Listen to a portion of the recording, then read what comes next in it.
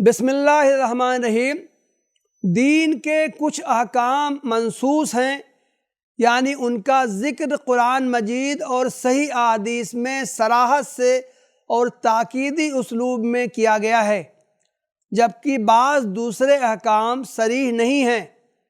مفسرین، محدثین اور فقہا نے مختلف قواعد و ضوابط کی روشنی میں ان کا استنباط کیا ہے۔ جو احکام منصوص ہیں ان میں پوری امت میں کسی کا اختلاف نہیں ہے، تمام مسلمان ان کو مانتے ہیں، چاہے ایمان کی کمزوری اور نفس کے غلبے کی وجہ سے ان پر عمل پیرا نہ ہوں۔ جو احکام منصوص نہیں ہیں اور ان کا فقہا نے استنباط کیا ہے، ان میں بسا اوقات ان کے درمیان اختلافات پائے جاتے ہیں۔ یہ اختلافات حق اور باطل یا صحیح اور غلط کی نوعیت کے نہیں ہیں، بلکہ ان کی حیثیت صرف افضل اور غیر افضل یا بہتر اور کمتر کی ہوتی ہے۔ مثال کے طور پر مسلمانوں پر روزانہ 5 وقت کی نمازیں فرض ہیں۔ اس میں پوری امت کا کوئی اختلاف نہیں ہے۔ فرض نمازوں میں فجر کی 2 رکعتیں، مغرب کی 3 رکعتیں اور ظہر، عصر اور عشاء کی 4 رکعتیں ہیں۔ اس پر تمام مسلمانوں کا اتفاق ہے۔ ظہر اور عصر کی باجماعت نمازوں میں امام قرات سری طور پر اور فجر کی 2 رکعت اور مغرب و عشاء کی ابتدائی 2 رکعتوں میں جہری طور پر کرتا ہے۔ ان میں بھی ان کے درمیان کوئی اختلاف نہیں ہے۔ البتہ باجماعت نمازوں میں مقتدی سورہ فاتحہ پڑھیں گے یا خاموش رہیں گے، اس میں اختلاف ہے۔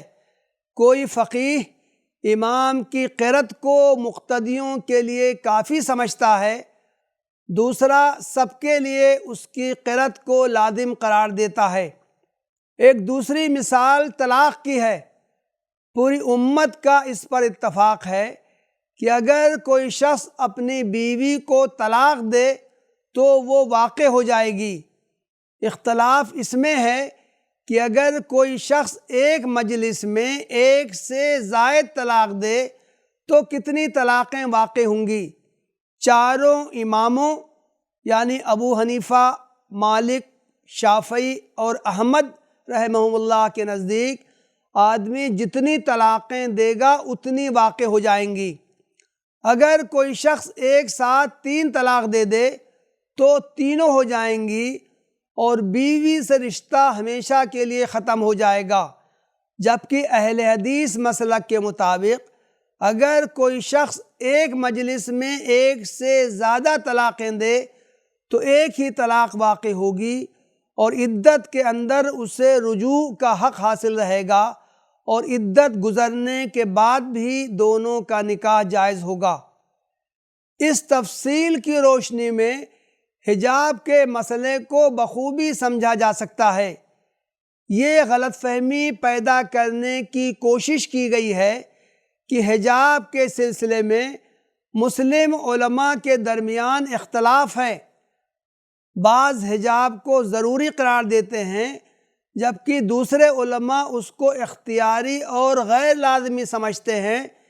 اس لیے دونوں آراء میں سے کسی کو بھی اختیار کیا جا سکتا ہے۔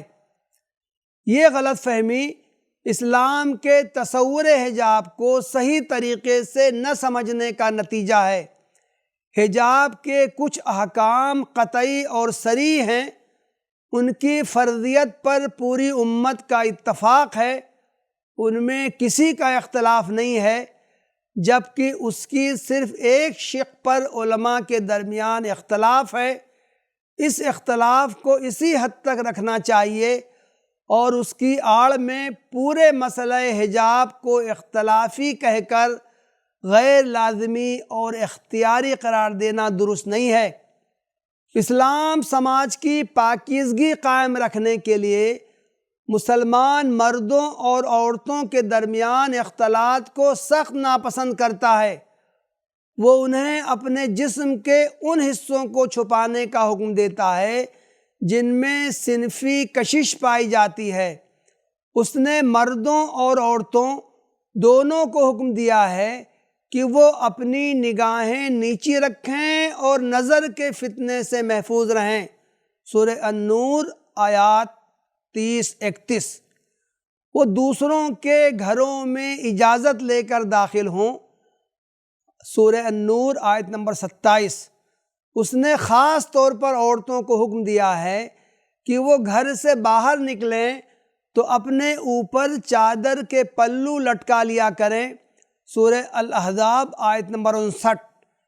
تاکہ ان کا پورا جسم چھپ جائے، ان کی چال ایسی ہو کہ پازیب کی جھنکار دوسروں کو ان کی طرف متوجہ نہ کرے۔ سورہ النور آیت نمبر 31۔ وہ اپنے سینوں پر اپنی اوڑھنیوں کا آنچل ڈالے رہیں۔ سورہ النور آیت نمبر 31۔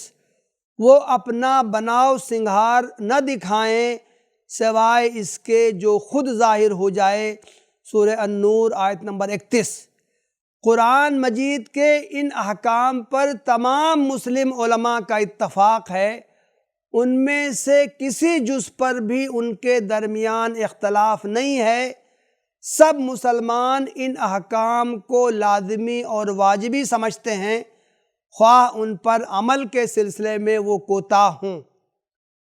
حجاب کے سلسلے میں ان احکام قرآنی میں سے صرف ایک جزئیے پر مسلم علماء کے درمیان اختلاف ہے، وہ یہ کہ قرآن کے حکم عورتیں اپنا بناؤ سنگھار نہ دکھائیں سوائے اس کے جو خود بخود ظاہر ہو جائے سے کیا مراد ہے۔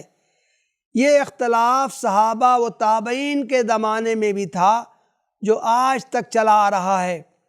بعض کا خیال ہے کہ اس سے مراد ہاتھ کلائیوں تک اور چہرہ ہے کہ اسے چھپانا ضروری نہیں، اور بعض کے نزدیک اس سے مراد ظاہری کپڑے ہیں کہ ان کا چھپانا ممکن نہیں۔ ان کے نزدیک مسلمان عورت کا اجنبی مردوں سے اپنا ہاتھ اور چہرہ چھپانا بھی ضروری ہے۔ اس تفصیل سے واضح ہو جاتا ہے کہ حجاب کو ایک اختلافی مسئلہ بنا کر پیش کرنا درست نہیں۔ حجاب کے بارے میں قرآن مجید میں جتنے احکام ہیں سب پر پوری امت کا اتفاق ہے۔ صرف چہرہ اور ہاتھ کے بارے میں دو رائے ہیں، ان میں سے کسی پر عمل کیا جا سکتا ہے، لیکن حجاب کے بارے میں باقی تمام احکام لازمی اور غیر اختیاری ہیں۔ وآخر دعوانا ان الحمد للہ رب العالمین۔